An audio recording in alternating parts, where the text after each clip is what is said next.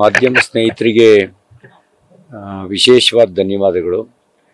ಈಗಾಗಲೇ ಕಾರ್ಯಕರ್ತರಿಗೆ, ನಮ್ಮ ಶಾಸಕರಿಗೆ, ರಾಜ್ಯಾಧ್ಯಕ್ಷರು, ವಿರೋಧ ಪಕ್ಷದ ನಾಯಕರು, ರಾಷ್ಟ್ರೀಯ ನಾಯಕರುಗಳಿಗೆ, ಸಂಸತ್ ಸದಸ್ಯರಿಗೆ ಧನ್ಯವಾದವನ್ನು ಸಲ್ಲಿಸಿದ್ದೇನೆ. ಮಾಧ್ಯಮ ಸ್ನೇಹಿತರನ್ನ ಮನಸ್ಸಿನಲ್ಲಿತ್ತು ಹೇಳೋದು ಮರ್ತಿದ್ದೆ, ಹಾಗಾಗಿ ನಿಮಗೂ ಒಂದು ವಿಶೇಷವಾದ ಧನ್ಯವಾದಗಳು. ಕಷ್ಟದ ಕಾಲದಲ್ಲಿ ಸತ್ಯ ಸಂಗತಿಯನ್ನು ಬಿಚ್ಚಿಡುವ ಮೂಲಕ ನನ್ನ ನೆರವಿಗೆ ಬಂದ್ರಿ, ಅದಕ್ಕಾಗಿ ನಿಮಗೆ ವಿಶೇಷವಾದ ಧನ್ಯವಾದಗಳು. ಉಳಿದಿದ್ದು ನಾಳೆ ವಿವರವಾಗಿ ಮಾತಾಡ್ತೀನಿ, ನಾಳೆ ಮಾತಾಡೋಣ. ಈಗ ವಾಟ್ ನೆಕ್ಸ್ಟ್ ಅನ್ನೋದು ಸರ್, ಯಾಕಂದ್ರೆ ಮುಂದೆ ಏನು ಅಂತ ಸರ್ ನೀವು ಹೇಳ್ತಾ ಇದ್ದೀರಿ ಸರ್ಕಾರದಲ್ಲಿ ಅಲ್ಲ, ಒಂದೇನಂದ್ರೆ ನ್ಯಾಯಕ್ಕಾಗಿ ಹೋರಾಟ ಮುಂದುವರಿಸ್ತೇವೆ. ನೋಡಿ, ವಿಧಾನ ಪರಿಷತ್ನಲ್ಲಿ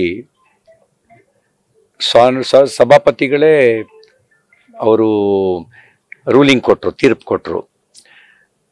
ನಮಗೆ ನಾನು ಎಲ್ಲ ದಾಖಲೆಗಳನ್ನು ಪರಿಶೀಲಿಸಿದೆ. ನೋಡಿ, ವಿಧಾನ ಪರಿಷತ್ನಲ್ಲಿ ಒಂದು ಮೈಕ್ರೋಫೋನ್ ಮೂಲಕ ಆಡಿಯೋ ರೆಕಾರ್ಡ್ ಆಗುತ್ತೆ, ಇನ್ನೊಂದು CC ಕ್ಯಾಮ್ರಾದ ಮೂಲಕ ಮತ್ತು ಕ್ಯಾಮ್ರಾ ಮೂಲಕ ವಿಡಿಯೋ ರೆಕಾರ್ಡ್, ವಿಜುವಲ್ಸ್ ರೆಕಾರ್ಡ್ ಆಗುತ್ತೆ.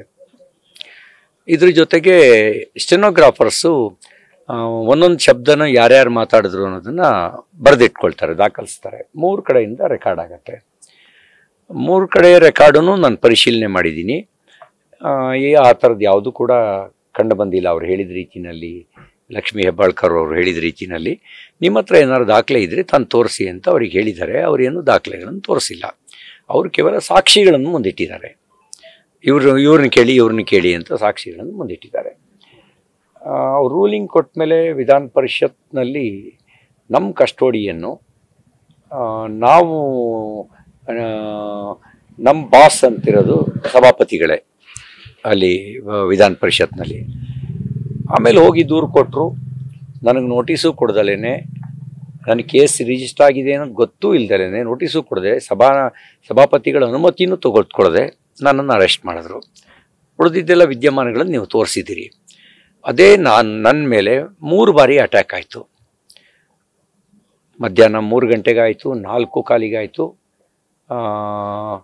5:34 ಮೂರನ್ನು ಸಭಾಪತಿಗಳಿಗೆ ದೂರು ಕೊಟ್ಟು ಮತ್ತು ಖಾನಾಪುರ ಪೊಲೀಸ್ ಸ್ಟೇಷನ್ನಲ್ಲಿ 0 FIR ಬುಕ್ ಮಾಡಲಿಕ್ಕೆ ದೂರು ಕೊಟ್ಟೆ.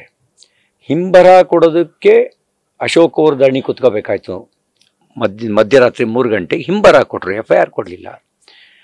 ಅಂದರೆ ಕಾನೂನು CT ರವಿಯವರಿಗೊಂದು, ಲಕ್ಷ್ಮೀ ಹೆಬ್ಬಾಳ್ಕರ್ ಅವ್ರಿಗೊಂದು ಕಾನೂನು ಕಾಂಗ್ರೆಸ್ ಸರ್ಕಾರದಲ್ಲಿ ಇದೆಯಾ?